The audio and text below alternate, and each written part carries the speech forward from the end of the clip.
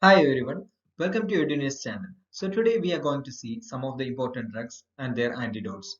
This concise video explains about the mechanism of action of these drugs, and we will discover the crucial antidotes that serve as a countermeasures to neutralize these drugs.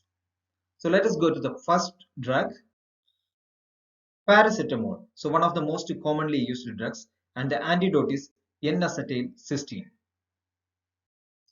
So the 90% of the paracetamol is metabolized into inactive sulfates and glucuronide conjugates and are excreted in the urine. So the glucuronide conjugate metabolism occurs in cytochrome P450, that is an enzyme found in the hepatocytes or liver cells.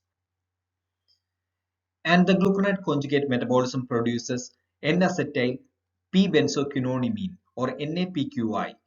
The importance of NAPQI is that when it gets accumulated, there is liver damage. It is toxic to the liver cells. So NAPQI is usually excreted by binding it to the intracellular glutathione and gets eliminated in the urine. So let us see what happens during paracetamol poisoning. So when there is a paracetamol poisoning or paracetamol overdose, there is more production of NAPQI. So as we said earlier, the elimination of NAPQI requires intracellular glutathione. So when there is a more production of NAPQI, the glutathione stores in the cell becomes depleted.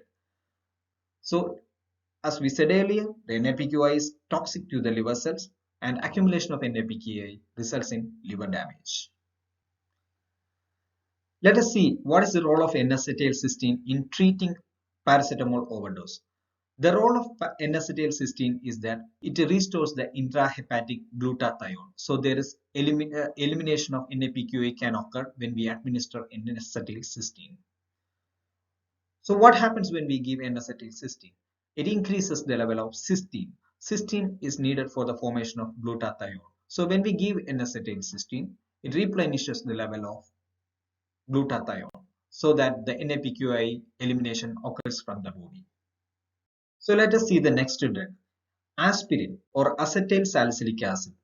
So the antidotes for aspirin are activated charcoal and sodium bicarbonate.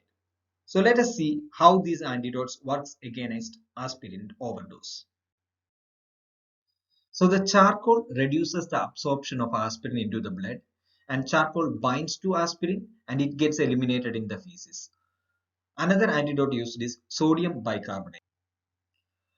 Remember, aspirin is acetyl salicylic acid. So aspirin overdose makes the blood acidic. So sodium bicarbonate is a basic compound and bicarbonate improves the clearance of the drug. It neutralizes the acid and maintains the pH, and it alkalinizes the urine and promotes the aspirin elimination. So it's another scenario, snake bite. So the antidote used in this situation is anti-snake venom. So anti-snake venom is the only effective antidote against snake bite or snake venom.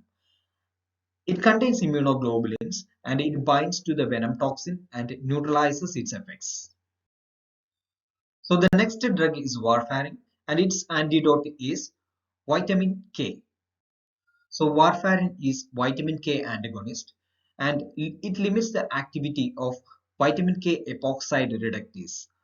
Vitamin K epoxide reductase is an enzyme that helps in the synthesis of clotting factors 2, 7, 9 and 10. So phytomenadione or vitamin K administration reverses the warfarin toxicity.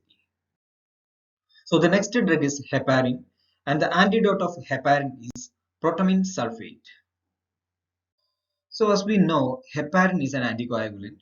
It binds to antithrombin, which was formerly called as antithrombin 3, which is a natural anticoagulant in the body. So when heparin binds to the antithrombin, it makes a conformational change in the antithrombin. And this antithrombin binds to thrombin and factor 10A. Those are clotting factors and affects the clotting pathway. So let us see the detail with the help of a picture. So this is the diagram showing mechanism of action of heparin. There's unfractionated heparin over here. And this is antithrombin. That's a natural anticoagulant in the body. And before the conformational change or before the heparin gets binded to the antithrombin. And this is the clotting factor thrombin. and this is a clotting factor 10A. So when unfractionated heparin binds to antithrombin, there is a conformational change in the shape of the antithrombin so that it gets binded to thrombin and factor 10A. So binding of antithrombin to thrombin and factor 10A inactivates the clotting factors and interferes with the clotting pathway. So let us see how protamine sulfate acts in heparin overdose. Heparin is strongly acidic and protamine is strongly basic. So when we administer protamine sulfate during heparin overdose, it binds together to form a stable salt which lack anticoagulant activity. So the next drug is insulin. The antidote of insulin is glucagon. So insulin is a hormone produced by the beta cells located in the cluster of cells called islets of Langerhans in the pancreas. When there is an increased insulin, there is increased glucose uptake and utilization in the muscles, liver, and the adipose tissues. And there is inhibition of gluconeogenesis or new glucose generation in the liver. There is glycogenesis or formation of glycogen in the liver and muscles. And there is protein synthesis in the muscles. And there is lipid storage in the adipose tissues. All these effects leads to hypoglycemia. So the glucagon is the antidote of insulin. It reverses all the actions of the insulin, and it is a hormone produced by the alpha cells of the pancreatic islets of Langerhans. It increases the hepatic glucose production. It stimulates the breakdown of fatty acids. It inhibits lipogenesis in liver, and it promotes breakdown of amino acids. So the next situation is acute iron poisoning, and the antidote used in acute iron poisoning is deferoxamine or desferrioxamine. So let us see some important points about iron. Iron is stored in the body as ferritin and it is transferred throughout the serum as transferrin, and there is no physiological mechanism to excrete iron, and it is a vital element in hemoglobin, myoglobin and cytochrome, and it functions as a cofactor for many enzymes.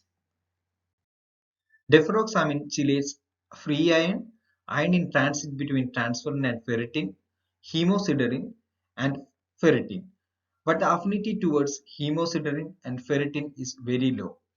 Hemosiderin is a compound of protein and iron formed by the breakdown of RBCs. So the chelated compounds is excreted in the bile if the chelation occurs in hepatocytes. Chelation with free iron in the plasma or other tissues are excreted through the urine by the kidneys. So the next drug is opioids, and the antidote is naloxone. So the naloxone competitively binds to the opioid receptors and blocks opioid action. It reverses respiratory depression and CNS effects caused by the opioid. So the next drug is benzodiazepine, and the antidote of benzodiazepine is flumazenil. So the benzodiazepine binds to the benzodiazepine receptors located on the GABA A receptor. GABA is an inhibitory neurotransmitter which binds to GABA A receptors. When GABA binds to GABA A receptor, a channel opens that allows the passage of the chloride ions into the cells. This makes the neuron less responsive to the excitatory neurotransmitters like acetylcholine, dopamine, noradrenaline, serotonin. So the combination of benzodiazepine at this site acts as a booster to the actions of GABA. So the more chloride ions will enter the neuron, making it even more resistant to excitation.